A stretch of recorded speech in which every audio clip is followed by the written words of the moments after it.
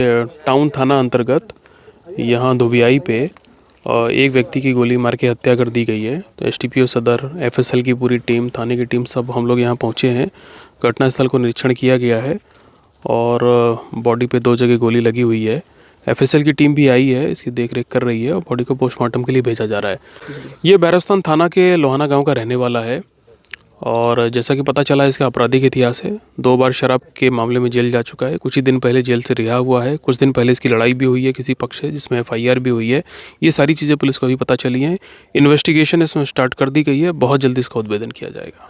Sir, लगातार इस तरह का क्राइम बढ़ रहा है और कहीं ना कहीं उद्भेदन भी होता है, लेकिन अपराधी डर नहीं रहा। सर, क्या कहेंगे इसको लेकर? देखिए, इस टाइप की जो घटना है ये काफ़ी टाइम बाद हुई है, लेकिन इसमें ये तो पता चल गया है कि इसका आपराधिक इतिहास है, पहले किसी से लड़ाई भी हुई है। तो काफ़ी इंपॉर्टेंट क्लू तो पुलिस को मिल गया है और विशेष टीम इसमें गठित है। बहुत जल्दी इसका डिटेक्शन किया जाएगा।